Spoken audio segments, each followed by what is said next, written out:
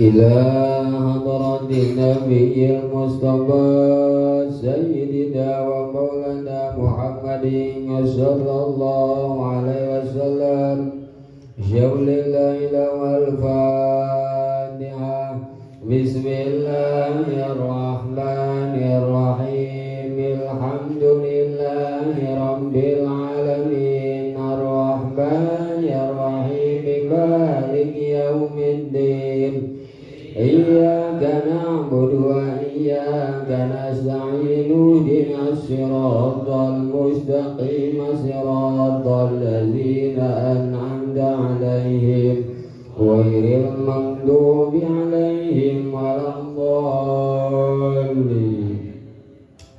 أعوذ بالله من الشيطان الرجيم إن الله وملائكته يصلون على النبي يا أيها الذين آمنوا صلوا عليه وسلموا تسليما اللهم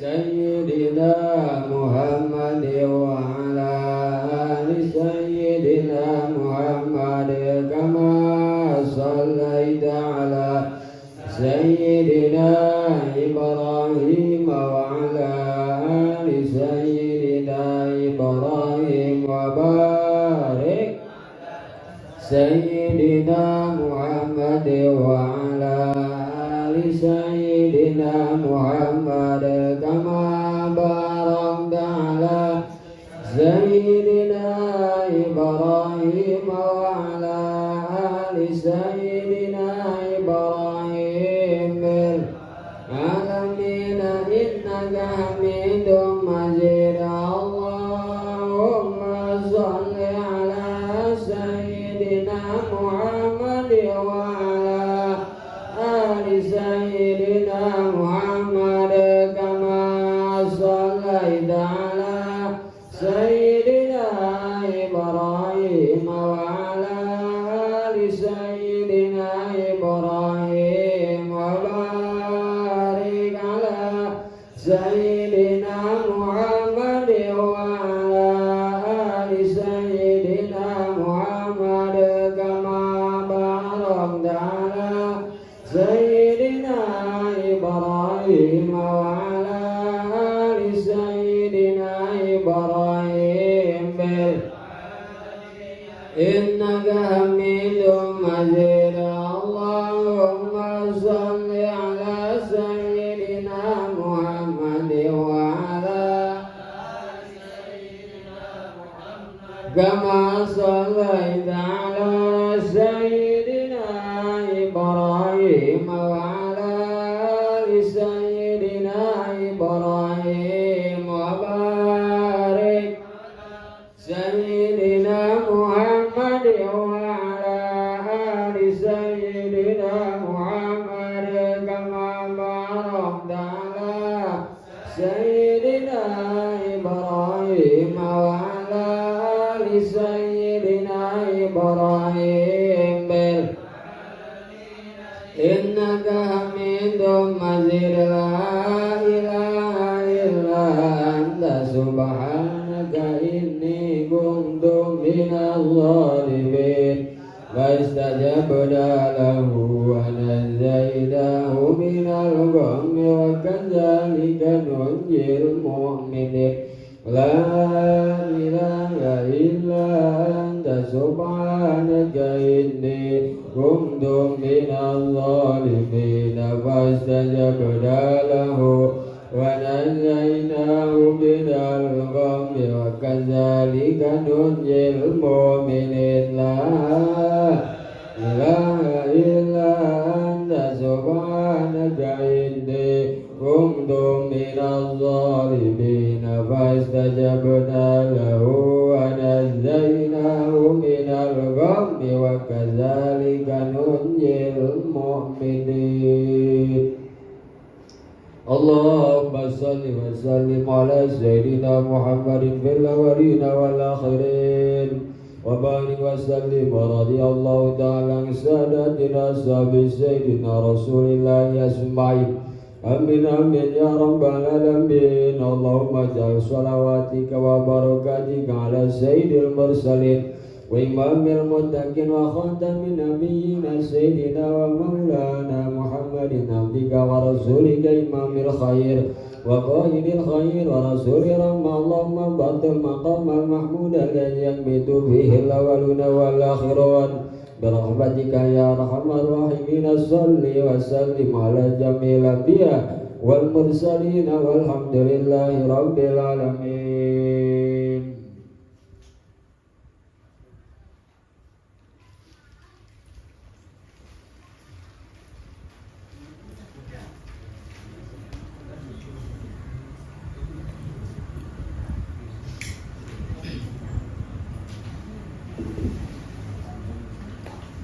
A'udzu billahi minasy syaithanir rajim. Bismillahirrahmanirrahim.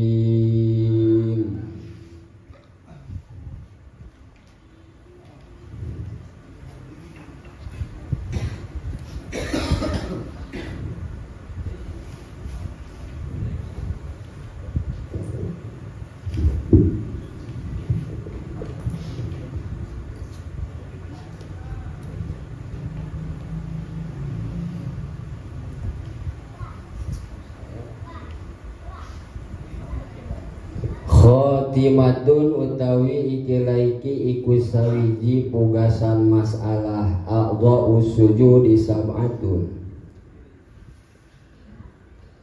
Utawi pirang-pirang anggota sujud sab'atun iku pitu al-jabhatu sawiji watu wa butunul kafain lan pirang-pirang jaro epek-epek loro waruk batani lan denggul loro wa butuni asabi rizlain lan pirang-pirang jaro pirang-pirang jari di siki loro. Faslun tasdidatu tasyahud ihda wa isruna utawi sakehe tasdid tasyahud iku sawiji lan 20 khamsun bi akmalihi sawiji kang kaping 5 ing dalam had akmale tasyahud wa sitata asyara fi aqalihi lan kang 16 ing dalam had aqale tasyahud at-tahiyat walatai wal yai utai tasdilabat tahiyat iku tetap ngatas setelan ya al-mubarakatu sholawat wala sholih utawi tasdilabat mubarakat dan labat sholawat iku tetap ngatas sesod at-tayyibat wala tayyibat utai tasdilabat tayyibat iku tetap ngatas seto wal ya lan iya lillah ya lalamil jalalah utawi taslaban lillahi ku tetap ngatas salam lafad Allah salam ala sin alaika utawi taslaban salam iku tetap ngatas sin alaika yuhan nabiyyu alal ya utawi tasjid alaika yuhan nabi ku tetap ngatas ya wa nun wa ya walan nun lan ya wa rahmatullahi ala bil jalalah lan utai taslabat rahmatullahi ku tetap ngatas salam labad Allah wa barakatuh assalamu ala sin lan utai tasdid wa barakatuh assalamu ala sin iku tetap ngatas sin alaina wa ala ibadillah utai taslabat alaina wa ala ibadillah ala lambil jalalah iku tetap ngatas salam jalalah. As-solihin ala sadi utawi tasdid lafada solihin iku tetap ngatas sada syahadu an la ilaha illallah alifin ilallah utawi tasdid lafada syahadu an la ilaha iku tetap ngatas salam alif ilallah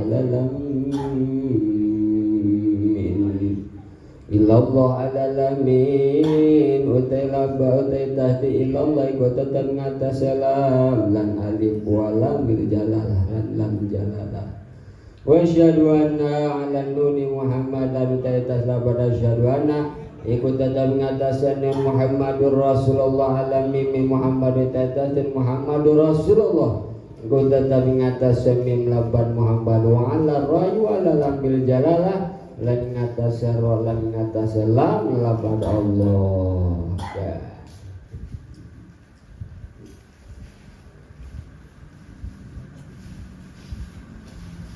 Alhamdulillahirabbil alamin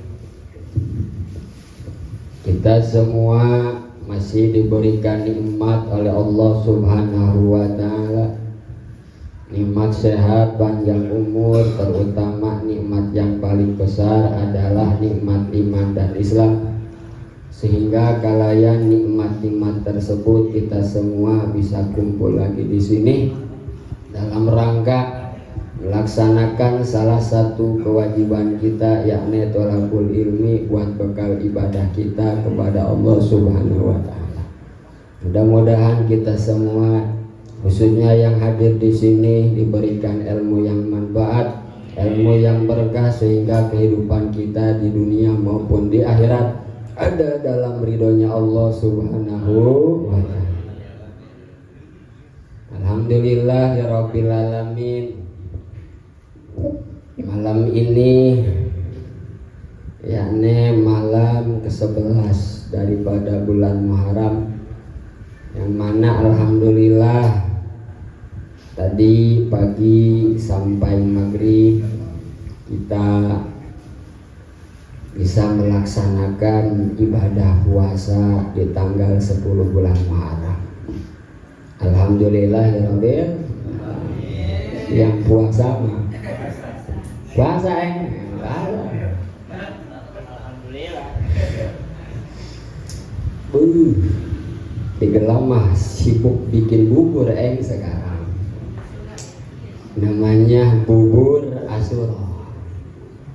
Jadi memang orang-orang tua kita dulu asal setiap tanggal 10 bulan Muharram suka bikin bubur Asyura.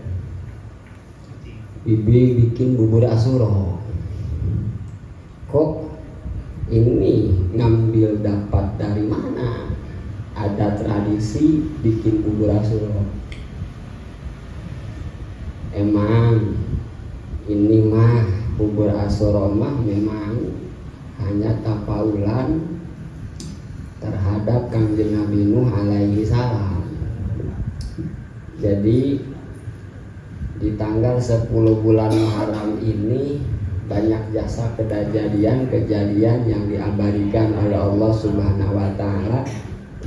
Di antaranya adalah mendaratnya perahu Kanjeng Nabi Nuh alaihi salam. Jadi Kanjeng Nabi Nuh dulu waktu dakwatul Islamiyah di masyarakatnya ini sempat dicaci maki oleh para masyarakat. Sampai puluhan tahun bahkan ratusan tahun Kanjeng Nabi Nuh dakwah, ini yang mau mendengarkan terhadap dakwatul Islamiyahnya, termasuk yang mengikuti terhadap ajaran Kanjeng Nabi Nuh, ini minoritas. Segitu banyaknya umat manusia waktu zaman Kanjeng Nabi Nuh yang nurut atau yang masuk Islam terhadap Kanjeng Nabi Nuh hanya 80 orang. 40 orang laki-laki, 40 orang perempuan. Jadi sisanya mah ini tidak percaya terhadap ajaran Kanjeng Nabi Nuh alaihi salam. Padahal Kanjeng Nabi Nuh dikasih umur itu ratusan tahun. Kata satu kaul ada yang nyebutin umur Kanjeng Nabi Nuh 900 tahun, ada yang nyebutin 800 tahun, bahkan ada yang nyebutin 1000 tahun. Berarti Kanjeng Nabi Nuh 1000 tahun dakwah, ini yang ikutnya hanya 80 orang. Masya Allah. Entahkan kita jangan berkecil hati, dimana kita bikin pengajian yang ngajinya cuma 2an doang. Jangan berkecil hati ya. Jangan bosan-bosan. Kata Bang Daeng, ngaji 2an doang, yang satu lewan baik, yang satu keselekan baik, mainan libur baik ini ngaji. Udah pokoknya mah kata Abah Sepuh mah ngaji kalau bener-bener ngaji sama Tuhan pun jadi ya. Sama karpatuan berdua jadi. Itu bener-bener ngaji. Wara kesabaran Kanjeng Nabi Nuh alaihi salam, sehingga banyak jasa ini yang mencaci maki, bahkan Kanjeng Nabi Nuh ini sempat disebut orang gila. Jangan didengar Nuh mah orang gila, bapak. Jadi ceramah Kanjeng Nabi Nuh itu boro-boro diampunin, justru cacian dan makian yang didapat oleh Kanjeng Nabi Nuh. Dan akhirnya di penghujung cerita Kanjeng Nabi Nuh diinstruksikan oleh Allah supaya membuat kapal Nuh, membuat kapal di atas gunung.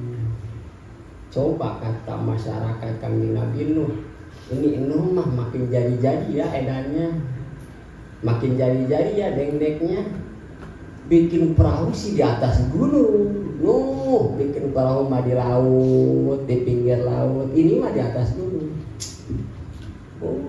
Dicaci, dimaki Kanjeng Nabi Nuh, tapi terus baik Kanjeng Nabi Nuh lantaran itu adalah suatu instruksi daripada Allah Subhanahu wa Ta'ala. Bener baik ternyata. Kenapa Kanjeng Nabi Nuh disuruh bikin kapal? Ternyata ini bakal diajak oleh Allah Subhanahu wa Ta'ala dibanjir bandangin zaman Kanjeng Nabi Nuh alaihissalam. Maka begitu banjir bandang zaman Kanjeng Nabi Nuh ini bukan hanya di daerah Kanjeng Nabi Nuh aja yang banjir, tapi seluruh dunia. Mentakan sebelum banjir bandang ini dunia lebih banyakkan daratnya daripada lautannya. Setelah dibanjir bandangkan oleh Allah zaman Kanjeng Nabi Nuh, sekarang dunia lebih banyak lautan daripada daratan. Coba geng, ente cek di Google Map, dunia ini banyakkan laut apa banyakkan darat? Banyakkan laut. Karena itu dimulainya banjir bandang zaman Kanjeng Nabi Nuh alaihissalam. Disuruh naik perahu semua supaya selamat. Yang naik perahu cuma hanya 80 orang. Sisanya nggak mau. Termasuk putranya sendiri yang namanya Kan'an. Ia tidak percaya akan ajaran Kanjeng Nabi Nuh selaku bapaknya. Maka Kan'an termasuk putra Nabi yang cilaka karena dia tidak mau percaya terhadap bapaknya. Tuh, gitu. Pada naik semua, binatang-binatang pada naik, binatang darat, binatang udara. Soalnya yang selamat di muka bumi itu yang masuk ke perahu Kanjeng Nabi Nuh alaihi salam. Tuh makanya sekarang nih banyak manusia karena keturunan daripada 80 orang itu tuh zaman Kanjeng Nabi. Sekarang jutaan umat manusia, miliaran keturunan daripada 80 orang yang ada di perahu Kanjeng Nabi Nuh alaihi salam. Mangkaning dan di perahu Kanjeng Nabi Nuh itu banjir bandangnya bukan 1 hari 2 hari, bulanan. Ngampleng deh perahu dia di tengah-tengah laut. Otomatis namanya juga lama di tengah-tengah laut. Masyarakat yang ada di dalam perahu kelaparan. Sedangkan stok makanan sudah hampir tidak ada.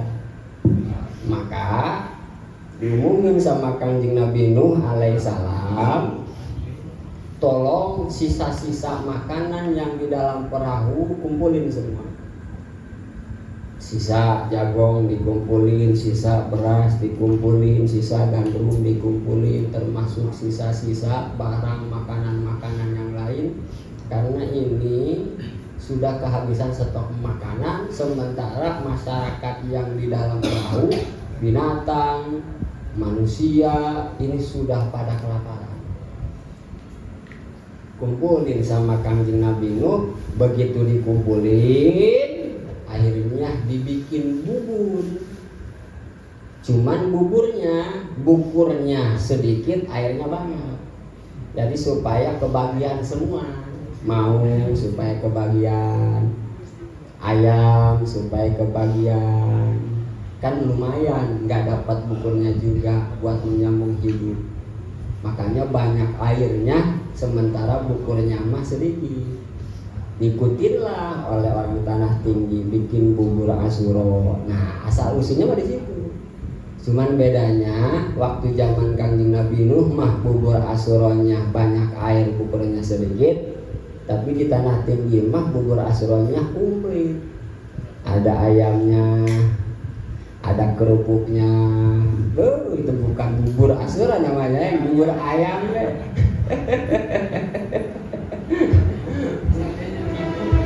Pokoknya orang-orang itu aja dulu bikin bubur Asuranya pada dingin. Lantaran memang tapaulan terhadap Kangjeng Nabi Nuh alaihi salam, mengenang kisah daripada Kangjeng Nabi Nuh. Berkat Kangjeng Nabi Nuh membuat bubur sehingga yang 80 orang di dalam perahu tertolong semua. Dan di 80 orang tersebut inilah bakal turun regenerasi umat Islam sampai sekarang. Tuh. Itu asal usul bubur Asuro. Gitu. Jadi asalnya mah campuran dari apa baik? Dari stok sisa-sisa makanan. Oh, kita mau bikin bubur Asuronya itu mewah lah. Super. Sambal ada, kerupuk ada. Paharanya aja. Terus minumnya teh botol sosok. Luar biasa. Sekelumit tentang asal usul bubur Asuro, karena sebagian daerah terutama di perkampungan masih ada tradisi untuk mengadakan bubur Asuro. Di kita mah enggak, bikin soto aja enggak masalah. Diniatin soto Asuro gitu. Dibagiin ke tetangga, ke saudara, tujuannya sedekah muharram atau enggak masalah.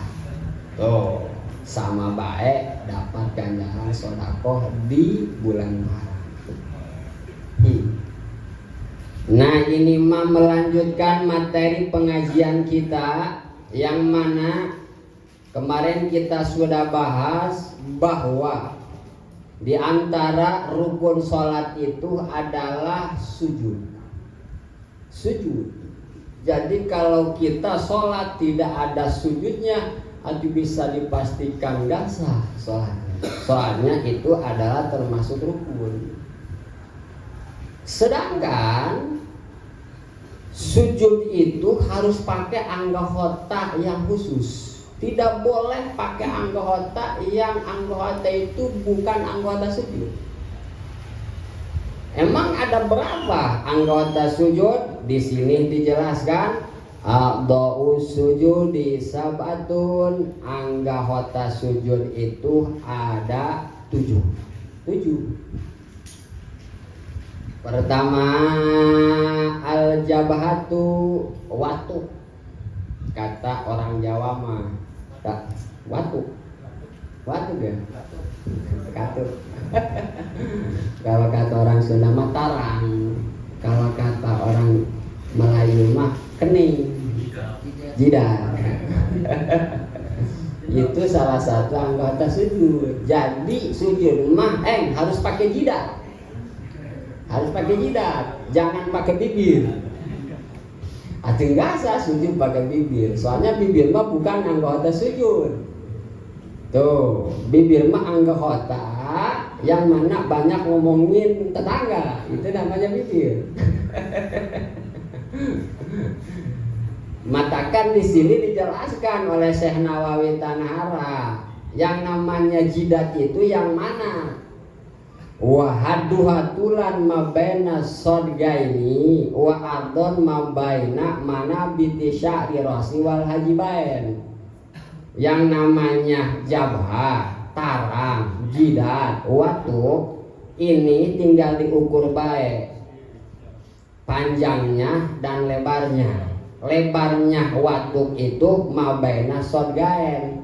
Mabaina sodgain itu kata kita mah kulit antara sodgain.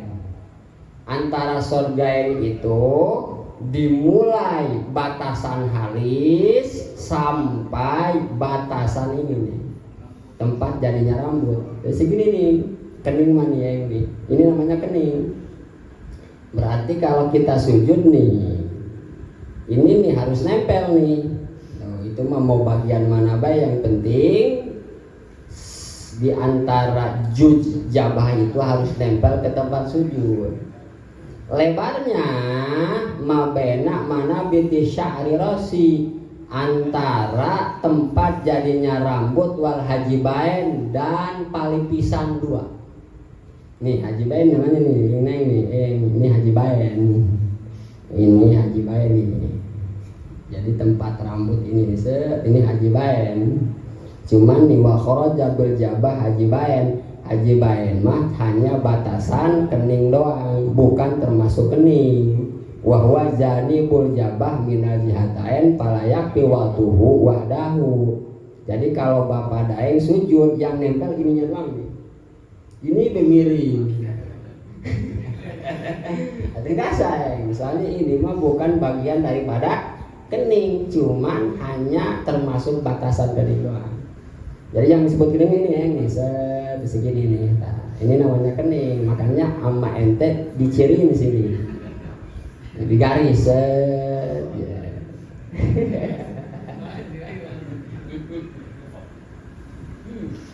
Di garis berarti ntar kening itu nggak bakalan akur atau enggak lah, tergantung yang punyanya. Lantaran kening itu beda-beda beda-beda. Ada yang cenong, berarti kan agak lebar keningnya. Ada yang tempat jadinya rambutnya dempes, kan kadang-kadang ada, berarti segitu keningnya.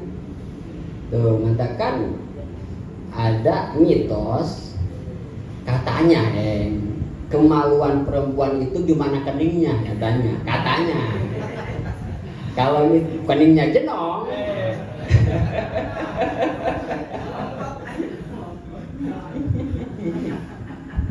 katanya jenong gitunya. Itu mah mitos. Mitos itu bisa benar bisa kagak. Bisa benar bisa kagak.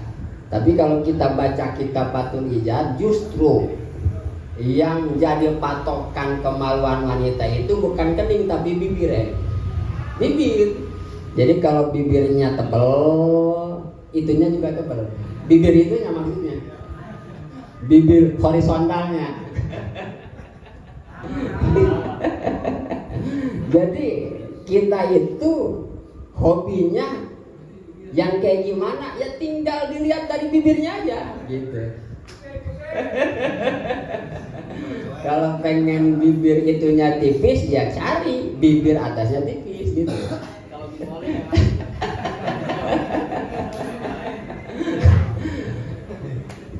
Itu mah bener bukan kata kita ini mah. Kalau dilihat dari kening itu mah kita nggak tahu dapat dari mana dalilnya.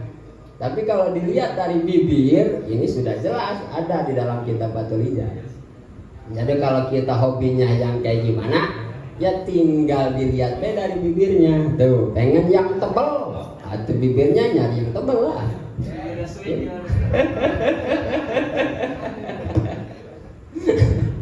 Ya gitu lah.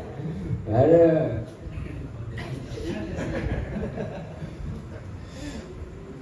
Nah, jadi yang disebut jidat mah tulan ma baina sadgaen wa adon ma baina mana binti sya'ri rasi wal hajibaen. Jadi yang disebut palipisan itu rambut yang di atas jambang. Itu mah bukan kening. Bukan kening. Jadi nggak sah kalau kita sujud pakai palipisan. Yo. Nomor kedua dan nomor ketiganya anggota sujud itu butunul kafain, dampal tangan anggota sujud. Berarti kalau bapak daeng sujud dampal tangannya nggak ditempelin, dia mah sujudnya dikepelin gini, set, waduh, kayak mau tinju, nggak sayang, jangan dikepelin. Apalagi kalau dibalikin kayak gini, nggak sah. Jadi harus butunul kafain, dampal tangan. Dampal tangan itu daleman efek-efek dua.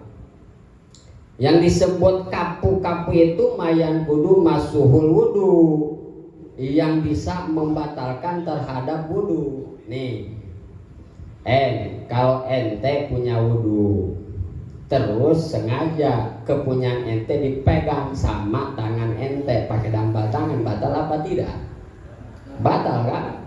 Itu mah kita mau megang punya sendiri atau mau pegang punya orang? Batal ya?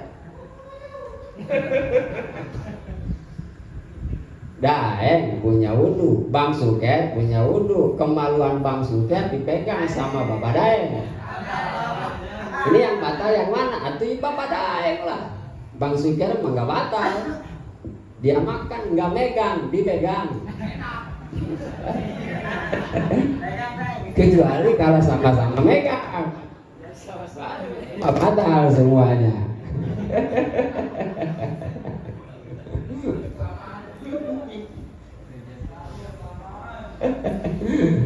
Gitu. Jadi yang membatalkan wudhu itu megang kemaluan dengan dampal tangan. Gimana kalau kita megang kemaluannya bukan pakai dampal tangan, pakai johir kap. Johir kap itu punggung tangan. Atuh nggak batal. Matakan kalau kita gatal kemaluan, atuh digaruk baik pakai tonggong tangan, nggak masalah. Nih, kalau diperjelas yang disebut dampal tangan ini yang nih, tangan kita disatuin, plak. Nah, tangan kita disatuin, plak. Ini yang ketutupan namanya dampal tangan. Berarti bagian yang nempel itu namanya dampal tangan. Berarti nih pinggir-pinggir, nih pinggir-pinggir jari itu bukan termasuk batinul kaf, bukan termasuk bagian yang membatalkan terhadap wudu. Berarti kalau Bapak Daeng ngegaruk kemaluan pakai pinggir-pinggir jari, nggak batal ya? Dijepit gitu ya? Enggak. Soalnya itu bukan bagian batin, bukan. Tuh, jadi kalau aman kita garuknya ya tempelin baik dua-duanya, jepit. Salah. Nah, terus itu bagian jempol kan jempol mah kan nempel. Ini caranya jempol mah kalau ketahuan jerotnya jempol itu atau dalam jempol yang membatalkan wudhu dibalik ini. Tak. Nah, kalau ketutup nempel itu yang namanya batin. Berarti yang luarnya yang enggak nempel itu yang namanya johir. Berarti kalau Bapak Daeng kemaluannya tersentuh oleh pinggir-pinggiran jempol atau enggak batal? Enggak batal. Tuh awas, ini juga batal atau enggak batal kita ngegaruk pakai johir tangan kalau memang itu kemaluan kita yang digaruknya atau kemaluan orang lain yang memang orang lain ini adalah laki-laki. Tapi kalau perempuan mah yang kita pegang, mau pakai apa baik batal ya. Mau pakai kaki batal, pakai gigi aja batal ya. Batal. Kecuali kalau kemaluan Bapak Daengnya ini terpisah. Tabrakan Bapak Daeng, celang, kemaluannya terpisah. Nyangkut deh di pinggir pagar. Wih, ini sih kemaluan siapa nih nyangkut? Dipegang, sama batal deh. Mau secara itisol, mau secara terpisah itu kemaluan tetap baik kalau dipegang batal. Kecuali kalau kemaluannya sudah remuk, udah hancur. Begitu terpisah itu kemaluan, wanclongnya kereta. Itu kata rindas kan sama kereta, atau jadi bubur kan? Bukan disebut barang lagi, udah jadi bubur. Udah hancur, itu mah dipegang-pegang. Mau sama perempuan punya wudhu, atau sama laki-laki yang punya wudhu nggak masalah, soalnya udah hancur, kecuali masih utuh baru itu mah batal gitu.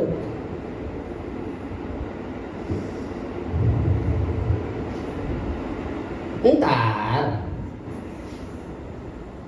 butunul kapain ini kan termasuk anggota sujud payapi waktu jujin minal asobi au minarohati dunama adahuma, cukup Bapak Daek narika sujud ini dampal tangannya mau ditempelin semua atau hanya sebagiannya doang yang ditempelin, jadi nggak mesti semua Bapak Daek sujudnya cuma pakai jari telunjuk doang gini, set bisa nggak masalah, yang penting dalaman cerucuk atau cuma pakai jempol doang gini, atau nggak masalah. Di sininya juga payak pi watu jujin minal asobi, jadi nempelin dampal tangan ke tempat sujud itu nggak mesti semuanya ditempelin, setengah juz doang atau setengah jari doang, setengah dampal doang yang nempel, ini nggak masalah.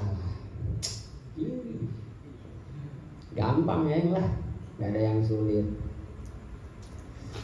Warabi wal khamis rukbatani, dan anggota sujud yang keempat dan yang kelima. Arukbatani adalah dua dengkul, wa huwa bidomiroi wa sukunil kapi, bacanya rukbatani. Rukbatani itu mafsolun mabaina atrofil faji, tulang sandi yang nyambung antara paha dengan bitis, itu namanya rukbah. Jadi dia mah sandi yang nyambungin antara tulang betis dan tulang paha, itu namanya rukbah. Jadi itu termasuk anggota sujud. Nalika sujud itu dengkul harus nempel ke tempat sujud, jangan ngangkat. Berat ongkoh dengkul diangkangin sujud, coba gimana, bisa kagak? Itu. Wal jam'u rukabun, jamak lapad rukbatani adalah rukabun bidomiroi wa fatil kaf mislu gurbah wa guro. Tuh, jadi dengkul, dampal tangan, termasuk kening, itu adalah anggota sujud yang harus kita tempelin nalika sujud. Nomor keenamnya butunu asobi irijlain, jariji dua kaki, itu juga termasuk anggota sujud. Berarti kalau ente sujud itu dampal jariji kaki harus nempel, harus rada ditekan nih, supaya bagian dalamnya nempel. Kadang-kadang kebanyakan masyarakat awam nalika sujud dia ini kakinya ngacung, nggak ditempelin atau nggak sah sujudnya, ngacung kayak gini atau nempel cuman sedikit doang nempelnya, hanya bagian ujung kuku doang yang nempel, atau nggak sah sujudnya. Jadi harus benar-benar ditoker kayak ayam noker gitu tuh. Itu mau semuanya ditokerin atau cuman salah satu ramo kaki doang yang ditempelin nggak masalah. Gitu nggak masalah, cuman sebagian doang ramo kaki yang ditempelin, atau sebagian doang dampal tangan yang ditempelin nggak masalah. Bahkan di sininya juga walau min usbuin fakot, sanajan Bapak Daeng sujudnya dampal tangan cuman pakai telunjuk doang, terus bagian kaki cuman pakai jempol doang, nggak masalah. Yang penting asal nempel bagian-bagian dalamnya. Bahkan Bapak Daeng dia mah suka action, sujudnya itu cuman hanya satu kanan dan satu kaki doang yang ditempelin. Jadi lepas tangannya. Jadi tangan kanan dan dampal ramo kaki kanan doang yang nempel. Tangan yang kiri mah sama dia nggak ditempelin, diangkat. Jadi lepas tangan satu. Ini gimana? Kata Syekh Nawawi, walao min yadin aw rijlin, sanajan bapak daeng sujudnya lepas tangan satu dan kaki satu doang yang ditempelin, adapun tangan yang satunya dan kaki yang satunya tidak ditempelin, nggak masalah. Takutnya ente pengen action sujud kayak gitu, nggak masalah. Wih, yang kata yang di belakang ini ajaran mana lagi ini? Bukan ajaran mana, ini lagi ngamalin ilmu ini. Gak ada yang sulit. Cuman di sini dijelaskan oleh Syekh Nawawi, na'am al-iktisaru ala wadil badi minal audai sabah makruhun. Iya, sah-sah baik. Bapak dai sujud seperti itu. Cuman awas kalau ente sujud lepas tangan satunya nggak ditempelin, kaki satunya nggak ditempelin, dan dengkulnya nggak ditempelin, salah satunya, ini bisa terjadi kemakruhan. Makruh sujud seperti itu. Jadi bagusnya mah harus ditempelin semua 7 anggota sujud. Gitu. Harus tempelin semua. Lagian capek ongkos sujud cuma sebelah doang. Coba yang praktek sujud sebelah capek ya, apalagi bagian subhana rabbiyal a'lanya 15 kali bisa pegal ente.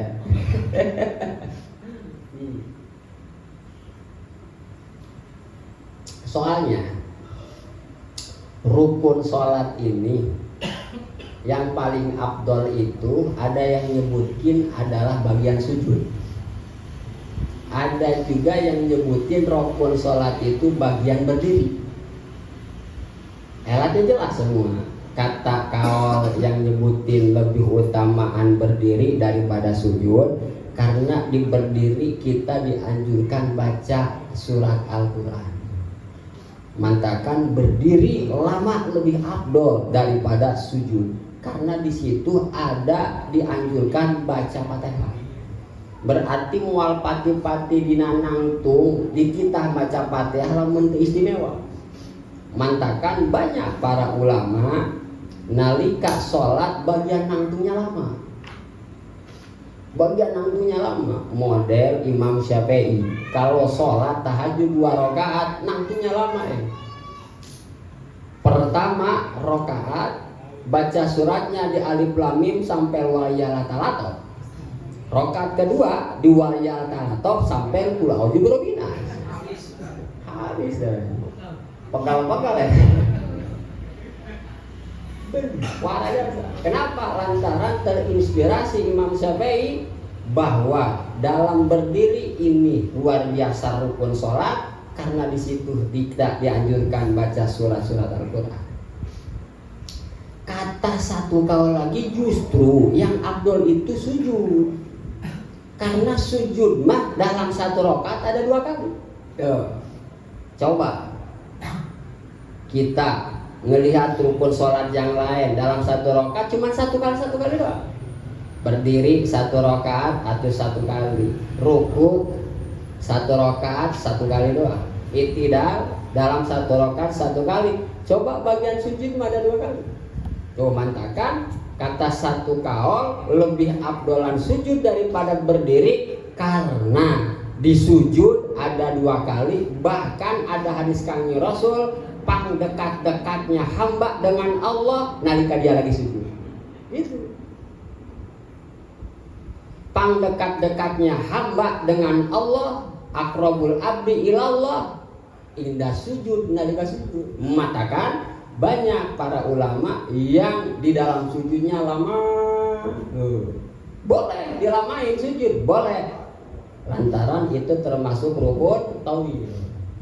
Jadi di dalam sholat itu ada yang termasuk rukun qasar, ada yang termasuk rukun tawil. Kalau yang termasuk rukun tawil boleh dipanjang-panjang. Ruku, berdiri, sujud, itu namanya rukun tawil. Mau sejam, 2 jam, yang penting muat waktu sholat, nggak apa-apa. Tapi kalau rukun qasar, i'tidal, julus baina sujudain, itu mah termasuk rukun qasar, nggak boleh dipanjang-panjang. Andai kata dipanjang-panjang justru mengakibatkan batal sholatnya. sujud. Tuh, mantakan termasuk Sunan Bonang kan ada patilasan tempat sujudnya, pasujudan. Mantakan kalau kita jarah ke Sunan Bonang, di situ ada patilasan pasujudan, bekas sujud Sunan Bonang di atas batu sampai batu teklong. Berarti itu Sunan Bonang sujudnya berarti kan lama, sampai batu teklong kayak gitu. Oh, termasuk kemarin kita jarah ke Syekh Amin kan ada patilasan tempat sujudnya karena beliau Allah. Kata masyarakat di situ diyakini termasuk kiai yang pertama mengakibatkan daerah Cianjur. Ada tempat pasujudannya. Kita sholat di situ. Kalau jarak ke Sunan Bonang kita ke pasujudannya sholat di situ. Itu malah berkah namanya. Daeng juga kadang-kadang lama kalau situ. Lama aja begitu dia tawel gufrak nyerata tidur. Aduh batal sujud sambil tidur mah. Tuh, mengatakan disunahkan kalau sujud itu jangan dipermin matanya, harus dipelototin. Takut terjadi seperti Bapak kirain lama ini sujud, ternyata perem matanya. Aduh. Ingat dongeng orang itu dulu teh Bapak mah kuara jasa sujud. Kan di rumah sholat itu kebanyakannya di amben. Amben itu adalah bale. Jadi awi itu kan dicacak jadi bale. Kebetulan itu bapaknya kumisnya panjang. Begitu sujud ini kelama jasa. Hebat kata istrinya. Suami gua sujudnya lama. Sampai nangis sujud. Ternyata kumisnya kecepet. Makanya jangan punya kumis jangan sampai ngelonjor kayak gitu dirapihin. Matakan sunnah di hukum agama kita. Kalau punya kumis itu dirapihin, disetrip sunnahnya. Justru kalau dicukur habis makruh. Contohlah almarhum kumisnya kan disetrip, nah kayak gitu sunnahnya. Jangan terlalu melonjol, jangan terlalu sampai nutupin bagian bibir. Ini takut kejadian sujud di atas balai terkecepet. Satu, habis kecepet kan dia makan sama istri sama anaknya. Begitu makan dia ngelap. Kebetulan yang dipakai lap ini popok anaknya yang ada tainya. Artinya kalau tai di kumis kemana-mana bau tai. Padahal ini udah dibersihin kamar, tapi bau tai bae. Atuh meureun-meureun teh bau tai jatainya dibawa sama kumis. Ini bahaya. Ntar kan sujon ke orang bawa tai, ternyata dia yang bawa tai karena kumisnya nggak diurus. Oh, mantakan kumis itu dan janggot adalah salah satu ciri kejantanan pria. Mantakan sunnah diurus janggot, kalau kumis diurus gitu. Nah, dalam almarhum lama kalau laki-laki nggak punya janggot, hanya kumis doang, itu namanya mbebadot. Cuma janggot doang dia nggak punya kumis. Terus kumis doang nggak ada janggotnya, tuh meng kan? Oh, mentakan coma harus punya janggot, harus punya kumis.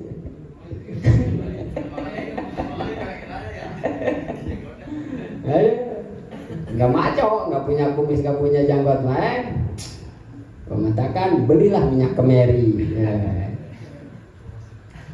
Tuh, jadi andai kata Bapak Daeng sujudnya ini cuma sebagian doang, tangannya, kakinya ini nggak masalah. Cuman jadinya makruh. Gimana kalau ada orang dampal tangannya buntung, tuh buntung nggak ada dampal tangannya. Sedangkan salah satu anggota sujud harus nempelin dampal tangan, sementara dampal tangannya Bang Jaid tidak ada, kecelakaan, sumplung, atau tidak ada jarinya, pokoknya tidak ada dampal tangan. Ini yang jadi bahan permasalahan. Itu Bapak Jaid yang tidak ada dampal tangannya karena sumplung, pedah kecelakaan, wajib tidak nalika sujud sisa tangannya ditempelin ke tempat sujud. Masalah ini, takut ada pertanyaan. Kadang-kadang kan masyarakat mah nanya, nah apa-apa ditanyain, Bang, saya ini kan nggak ada dampal tangannya ini, terus kalau sujud ini gimana? Ditempelin aja apa enggak ini bagian tangan yang ada? Di sini Syekh Nawawi menjelaskan lam yajib waktu torpil baki, tidak wajib untuk Bapak Jaid yang tidak punya dampal tangan ini ditempelin ke tempat sujud. Berarti ngangkang bae tangannya nggak masalah, ngangkang bae. Ternyata ini Bapak Jaid sumplungnya bukan tangannya doang, termasuk kakinya juga. Berarti Bapak Jaid mah nggak punya dampal tangan, nggak punya dampal kaki lantaran kecelakaan, buntung tangannya, buntung kakinya, maka yang harus ditempelin oleh Bapak Jaid cuman kening dan dengkul doang. Adapun kaki sisanya, tangan sisanya nggak mesti ditempelin. Gitu. Ternyata Bapak Jaid bukan tangannya doang yang buntung, bukan kakinya doang yang buntung, termasuk dengkulnya juga buntung. Wah, berarti kan ini Bapaknya cuma punya pala doang satu nih. Nanti sujud gimana? Atuh pala doang yang ditempelin, dia mau menempelin dengkul mana, dengkulnya nggak ada. Palanya juga nggak ada, gimana ini? Ini mah tinggal innalillahi wa inna ilaihi raji'un. Biar aku ada orang nggak ada palanya hidup. Tuh, gitu. Masya Allah, model wudhu aja, wudhu kan kayak gitu. Jadi anggota wudhu itu tangan, kaki. Sekarang tangannya buntung, ampe sikut, kakinya buntung, ampe dengkul. Atuh nalika wudhu cuma cuci muka doang, sama cuci kening. Iya kan? Mau nyuci tangan mana? Tangannya nggak ada. Tinggal gitu doang. Dicuci juga, dibasuh. Kalau ada, ini juga ditempelin juga anggota sujud. Kalau memang ada, kalau nggak ada maka mesti. Cuman di sini bal yusanu sunnah terhadap Bapak Jaid yang tidak punya dampal tangan karena kecelakaan, yang tidak punya dampal kaki karena kecelakaan, sunnah sisa tangan, sisa kaki ditempelin baik ke tempat sujud, sunnah. Tuh, kita model nggak ada tangannya, nggak ada kakinya, sunnah cuci aja sisa tangan, sunnah nalika wudhu cuci aja sisa kaki, gitu. Jadi ada dua nih, ada yang tadinya punya dampal tangan terus kecelakaan nggak punya, ini paling nggak mesti ditempelin kan, karena nggak punya dampal tangan kecelakaan. Ada yang dari lahir Bapak Bakar mah nggak punya dampal tangan dan nggak punya dampal kaki. Beda nih ini hukumnya. Ada yang asalnya punya terus hilang, itu mah nggak mesti wajib ditempelin ke tempat sujud nalika sujud. Ada yang memang bawaan orok. Bawaan orok itu kan kadang-kadang ada yang Allah lahirkan dengan fisik yang tidak sempurna, gitu kan? Kadang jarinya ada 8, kan? Ada yang cuma kakinya 1 doang. Maha kawasa Gusti Allah Subhanahu Wa Taala. Tuh, kalau kita baca-baca dalam kitab Quratul Uyun, dalam kitab Fathul Hijab, itu yang anggotanya kurang sempurna ini karena salah emak dan bapaknya, karena berhubungannya di hari-hari yang besar, model malam takbir Idul Adha, model malam takbir Idul Fitri. Ini katanya Yurisu punya anaknya tidak sempurna anggota badannya. Tuh makanya kalau lagi pengen libur dulu lah malam takbiran, jangan Ntar aja. Ini takutnya korban anak ini. Mending nggak ada kakinya mah. Coba kalau nggak ada palanya, begitulah ini nggak ada kepalanya ini. Gimana ini? Ini tuh, walaupun memang itu kata kita mah ada yang normal, walaupun hasil bersetubuh di malam takbir, tapi kan ini sudah ditajribah oleh para ulama. Matakan berani ulama ngomong seperti itu, katanya, kata para ulama. Kalau kita bersetubuh di hari-hari raya, model malam takbir Idul Adha, takbir Idul Fitri, katanya itu punya anaknya kadang-kadang cacat. Tuh, mentakan kalau kita baca-baca mah dalam kitab Quratul Uyun justru yang utama ini berhubungan itu. Iya, andai kata malam Jumat gitu. Kan malam Jumat kan utama, tapi malam takbiran tetap libur dulu ya. Tetap libur dulu. Berarti alihkan malam Jumat besoknya. Berarti dikodok kan 2 kali gitu. Kalau buat main teh.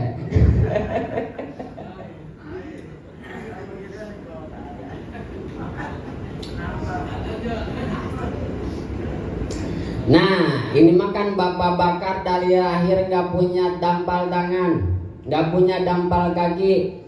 Walau khuliqa bila kabin au bila asobi akudirolahu qadruha wa wajaba alaihi waduhu. Kalau memang bapak bakar tidak punya dampal tangan dari lahir, ini mah tinggal diukur baik dampal tangannya sama dampal tangan yang sesuai orang lain. Coba kan dadak pangadeg ente sama siapa? Oh, sama Bapak Daeng sama. Atau tinggal diukur bagian dampal tangan Bapak Daeng berapa senti. Ntar tangan ente yang gak ada dampal tangannya ukur seberapa senti, itu anggap dampal tangan.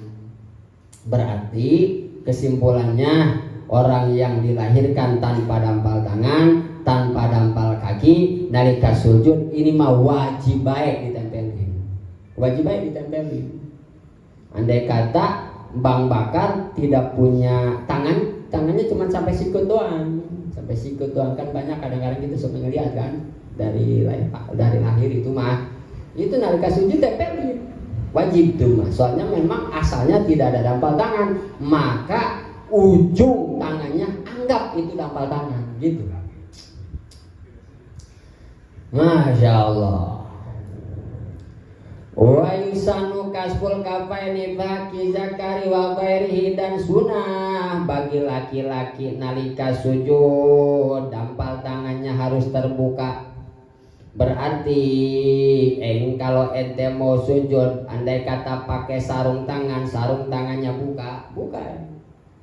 Andai kata ente sujud pakai kaos kaki, wa yusanu kasbu butuni rijlain, buka kaos kakinya, buka. Sunnah andai kata kita sujud pakai sarung tangan, pakai sarung kaki, nggak apa-apa, sah-sah saja, yang penting nempel ke tempat sujud. Cuman kan tertutup oleh sarung tangan, tertutup oleh kaos kaki, itu nggak masalah, cuman makruh doang.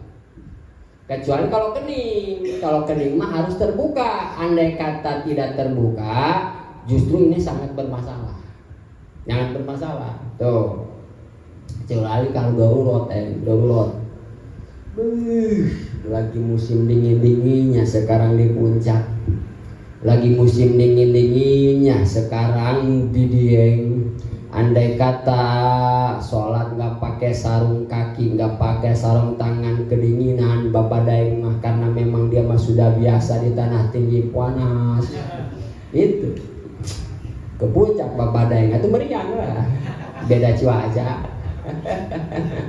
Aduh, ngewat dia.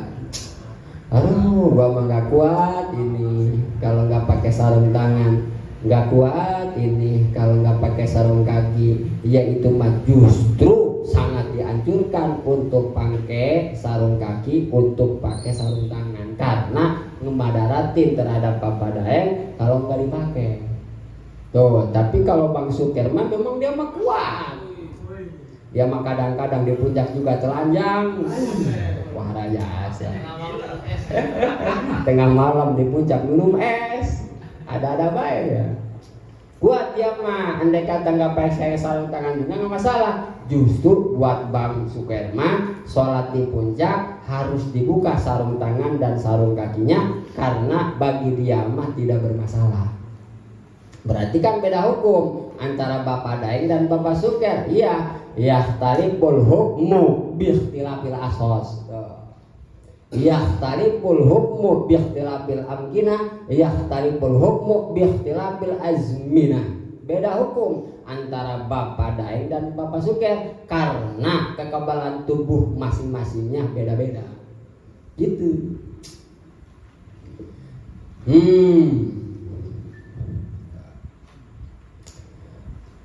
Gimana kalau bagi perempuan wa amma bayruhum bayajibu satruha? Adapun perempuan mah bayajibu satruha justru wajib tertutup dampal kakinya. Wajib dia mah. Wajib tertutup dampal kakinya. Berarti kalau nyisar guna sholat bagian dampal kakinya tidak tertutup, ini bakal mengakibatkan batal sholat nyisar guna. Tuh, jadi dia mah harus tertutup mata kan. Kalau pakai mukananya itu harus panjang. Jangan sampai begitu nyisar guna ruku bagian bawah ngangkat sehingga kelihatan dampal kaki. Justru ini sangat bermasalah. Oh, gitu. Soalnya kan beda anggota aurat laki-laki dan anggota aurat perempuan. Mengatakan dalam sholatnya juga beda. Laki-laki mah nggak masalah, dampal kakinya kelihatan, justru sunnah. Tapi sebaliknya buat perempuan mah wajib tertutup. Entar dalam kitab yang lain mah juga dijelaskan sujudnya itu harus ada adab. Adab itu gimana? Laki-laki mah justru kalau sujud bagian dengkul sama dampal kaki harus jarak sejengkal gitu. Jangan rapat. Dengkul sama kaki, dengkul jangan dirapetin gini kalau sujud. Termasuk ini nih apa? Dampal kaki, telapak kaki harus renggang, ukuran sejengkal. Ini kadang-kadang suka ngeliat nih orang-orang yang awam mah kadang-kadang ini dampal kakinya rapet ngerendeng ini nih. Sah-sahnya mah cuman susah jadi wali kayak gitu tuh. Susah jadi wali pokoknya mah. Pengen jadi wali sholatnya masih kayak gitu rapat, nggak bakalan jadi wali. Kesannya wali daeng lah. Kalau perempuan justru sebaliknya, dia mah dirapetin dengkulnya. Karena kenapa? Beda perempuan dengan laki-laki kelaminnya. Kalau perempuan ininya direnggangin, itunya bakalan muka. Ini yang dikhawatirkan, takutnya kemasukan apa-apa. Gitu. Makanya dia mah dirapetin dengkulnya sama kakinya. Termasuk ini nih, apa namanya ini nih? Pepeteyan kalau istilah Sunda mah. Ketiak. Kalau laki-laki mah justru bagian ketiaknya ini dibuka. Jadi tapi jangan terlalu buka kasihan pinggir kita. Kena sikut. Tentu cuma enter ribut gara-gara sikut. Weh, kelebaran ini. Jadi normal baik. Mentang-mentang sunnah dibuka, tempat sama dia semua, yang lain pada miring kena sikut dia. Ini kurang bagus ini nih, terlalu berlebihan. Tapi justru buat perempuan mah dirapetin, soalnya dia mah punya bagian dada yang mesti harus ditahan. Jadi dia mah rapat ke dada perempuan. Kalau laki-laki mah aja lah dadanya cuma segitu adanya. Walaupun nggak ditahan juga kan nggak berat, jadi dia nggak masalah. Jadi sunnah dilebali gitu aturan mainnya. Di kitab-kitab ini nggak dijelasin. Kalau kita bagian kitab apa namanya Merokul Ubudiyah dijelasin. Karangan Syekh Nawawi juga Jadi intinya harus rapi sujudnya, yang rapi. Jadi jangan padusah doang, harus diperhatikan adabnya. Soalnya kalau kita sholat tanpa diperhatikan sunnah-sunnahnya, sedangkan kan bagian sunnah itu adalah adab. Ternyata takut masuk sama hadis kami Rasul, mantapakwa bila tasawufin patah pasako. Barang siapa yang sholatnya tidak mementingkan kesunahan, ini kan bakal jatuhnya pasek. Berarti yang namanya pasek mah atau nggak bakal dapat ganjaran apa-apa. Tuh sayang kan. Mana lagi? Wa yusanu tartibu fil wadi wa ayatu rukbatain awalan. Dan sunnah juga kalau sujud itu tartib. Maksudnya tartib gimana? Bi ayatu rukbataini awalan. Pertama ditempelin ke tempat sujud itu adalah dua dengkul.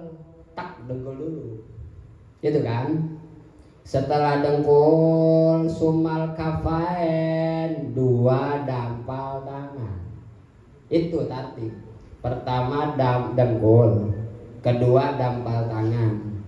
Jadi dengkul dulu, tak, baru dampal tangan. Sumal jabah wal anfu, kemudian kening dan hidung secara bersamaan. Tuh, jadi jangan kening doang yang nempel, justru hidung juga sunnah ditempelin. Gitu. Bahkan bawatul anfi ma sunnatun mutakidatun, nempelin hidung ke tempat sujud berbarengan dengan kening itu termasuknya sunnatun mutakidatun, sunnah yang hampir wajib kata kita mah. Kenapa? Soalnya ada bagian ulama yang ngomongin justru hidung juga termasuk tempat sujud, nah, anggota sujud. Memandangkan tempelin kening sama hidung berbarengan. Gimana kalau Bapak Daeng cuman hidung doang yang ditempelin, keningnya mah enggak? Walayafi waduhu wahdahu, tidak cukup kalau ente sujud hanya nempelin hidung doang tapi keningnya mah enggak ditempelin. Soalnya menurut mazhab Imam Syafi'i, hidung mah bukan termasuk anggota sujud, yang justru termasuk anggota sujud mah adalah kening.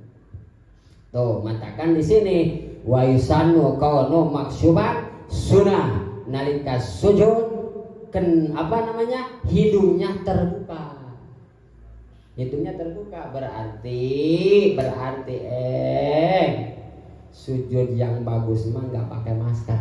Nah, maskernya buka. Justru ini nih jelas deh di sini nih. Yusanu kono maksupan sunnah sujud deh ya, hidungnya terbuka, jangan tertutup oleh masker. Buka maskernya. Ntar setelah sujud pakai lagi maskernya. Ntar mau sujud buka lagi. Gitu baik, nggak masalah. Matakan ente harus punya masker yang otomatis ada remote-nya. Kalau begitu mau sujud itu masker buka sendiri kayak pintu bandara gitu kan. Pintu bandara kan kayak gitu. Kalau kita mau jalan kan itu buka sendiri. Setelah kita masuk kan nutup sendiri. Gitu Oh, ente mah norak sih nggak pernah ke bandara ya. Kali-kali lah main ke bandara. Jadi bisa buka sendiri, bisa nutup sendiri. Oh, makanya sekarang banyak nih masjid-masjid yang didesain seperti itu. Dengar-dengar bocoran katanya Masjid Al Hijrah juga pengen didesain pintunya kayak gitu ya. Buka sendiri. Otomatis.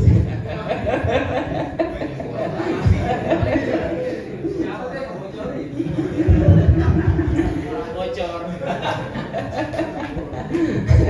Aduh. Nah, itu mudah-mudahan bang lah. Masa kalah sama bandara. Mati gitu mengatakan Kadang-kadang kan orang kamu suka dipainin kayak si Dona. Masuk ya, keluar lagi dia. Kadang dia ngelempar biji salak. Begitu ngelempar biji salak, remote-nya error, pecah kayak kaca bandara. Nah, jadi sunat terbuka hidungnya, jangan sampai tertutup. Jadi kesimpulannya, sunah sujud itu satu, yang ditempelin dengkul dulu, baru telapak tangan, baru kening sama hidung. Nah, awas di sini nggak dilanjutin sama Syekh Nawawi, padahal dalam kitab-kitab yang lain selagi tidak madarat. Selagi tidak madarat, artinya bisa untuk melakukan hal seperti itu. Gimana kalau bagi kakek-kakek? Nah, kakek-kakek mah kan kadang-kadang dia mah nggak bisain. Iya, jadi dia mah bangun juga suka dibantu dengan tangan. Kakek-kakek. Kan dia mah kalau kayak gitu nggak jongklok dia mah kakek-kakek mah, apalagi nenek-nenek. Nah, kalau memang bagi nenek-nenek atau kakek-kakek yang nggak bisa tertib seperti itu, nggak masalah. Sebisa dia yang penting sujud. Itu nggak mesti dipaksain. Jadi ini masuk lagi dalam kaidah yahtaliful hukmu biikhtilafil ashas, yahtaliful hukmu biikhtilafil amkinah, yahtaliful hukmu biikhtilafil azminah. Beda hukum karena beda kekuatan. Itu kata kita. Makanya kadang-kadang nih guru besar kita kalau kita perhatiin almarhum sholatnya kadang-kadang dengkul dulu kalau lagi sehat, kalau lagi kurang pati sehat mah kadang-kadang dampal tangan dulu. Soalnya kan apalagi lagi sakit tuh nggak getar, dengkulnya nggak getar, makanya dampal tangan dulu nggak masalah.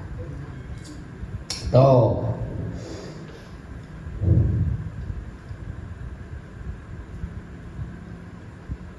Matakan di sini falau khalafa tartibal mazkura, Bapak Daeng padahal dia sujud bisa secara tertib, dengkul dulu baru dampal tangan dulu. Endahan dia mah justru kening dulu bledak.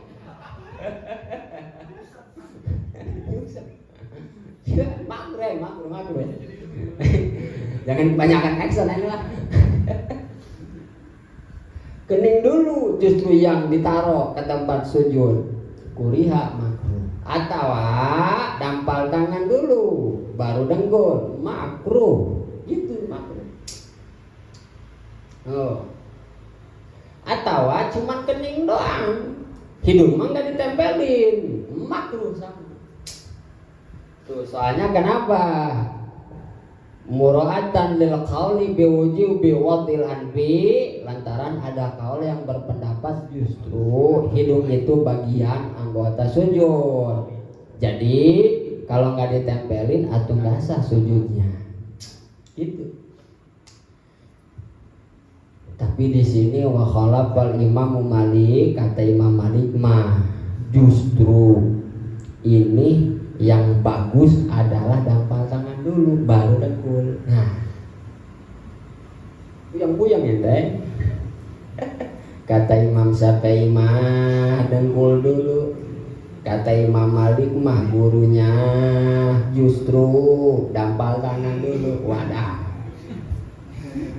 Terus kita ini yang mana? Kata Bapak Daeng, mendingan kening dulu. Majam sendiri dia. Nah, di sini atuh tergantung kita bermajab apa ya. Lah, mazhab Syafi'i kita atuh dengkul dulu. Mazhab Maliki berarti dampal tangan dulu. Mantakan jangan sujon dulu terhadap Bapak Daeng. Nalika dia kening dulu, itu berarti dia bermazhab sendiri. Jangan sujon dulu, nalika Abah Suker dampal tangan dulu, lagi taklid ke mazhab Maliki, wah ya. Dan kadang-kadang kita suka ningali melihat Kalau berjamaah sama almarhum kadang-kadang dampal tangan dulu, kadang-kadang dengkul dulu, gitu. Jadilah gimana enaknya posisi kita baik sebenarnya mah. Tapi kalau kitanya bermadzhab Syafi'i, ya diusahakan dengkul dulu, gitu. Ini mah dampal dulu, tapi mazhabnya Syafi'i, berarti kan keluar jalur. Nah, ini namanya ikhtilaful ulama rahmatun. Ikhtilaful ulama rahmatun. Jadi perbedaan antara Imam Malik dan Imam Syafi'i ini termasuk rahmat. Jadi hatinya rahmat, kita berarti banyak jalan untuk menuju Roma gitu. Pakai jalur Maliki nggak apa-apa, pakai jalur Syafi'i nggak apa-apa. Kadang-kadang kita ke Cirebon juga, kadang-kadang kan beda jalan. Ada yang jalan tol gitu kan, ada yang jalan biasa, tapi kan nyampe ke Cirebon. Yang penting ada yang ngarahin. Imam Malik ngarahin seperti ini karena dengan cara seperti ini saya nyampe kepada Allah. Imam Syafi'i juga sama, saya sujud seperti ini saya juga nyampe kepada Allah. Berarti dua nanya nggak ada yang salah, benar semua. Yang salah mah tadi daeng kening dulu. Itu mah bukan gogok, itu mah nyampe sono lewat lagi itu ke surga, nyumpul lagi ke neraka. Gitu. Jadi berbagai jalan, cara masing-masing tapi nyampe gitu. Kadang-kadang kita juga kan ke Cirebon ya kayak gitu. Tergantung kita pengen jalan mana, yang penting jalurnya bener gitu. Jangan bikin jalur sendiri tadi kata kayak Bapak Daeng. Kalau kita kan ngedaki gunung kadang-kadang beda jalur kan Kalau kita ngedaki gunung Gede Pangrango kan jalur banyak, ada yang jalur sini, jalur sana, tapi kan nyampe. Itu kata Bapak Daeng, gua mau pengen bikin jalur sendiri, atau nggak masalah. Tau nyampe tau kagak kita kepunca. Ada ente nyasar. Ya udahlah, daripada ente susah-susah bikin jalan lain, yang udah jelas baiklah dilakonin gitu. Kita mah tinggal enak, biarin para mutain mutlak baiklah yang bikin jalan, kita mah tinggal ikutin baik. Yang penting yang diikutinya tanggung jawab. Ntar kita di alam akhirat gitu. Beres kita menjelaskan tentang anggota sujud, lanjut kita bakal membahas tentang tasdid yang ada di tasyahud, lantaran itu termasuk tasyahud. Makanya kalau kita bertasyahud di tahiyat akhir, tasdidnya nggak dibaca, ini bakal terjadi fatal terhadap sholat kita. Ntar kita bahas faslun wallahu a'lamu bishawab. Amin amin ya rabbal alamin. Allahumma hdina siratal mustaqim, siratal ladzina an'amta 'alaihim nabiyyin was-siddiqin was-syuhada'i was-shalihin wa sunna ulaika rafiqa zalikal fadlu minallahi wa kabba billahi yaliwa shalli wa sallim ala jamil anbiya'i wal mursalin walhamdulillahi rabbil ya Allah biha.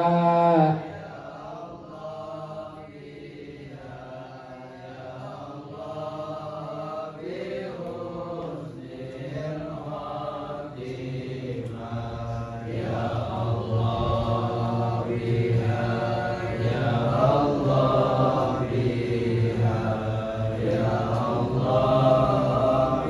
Allah,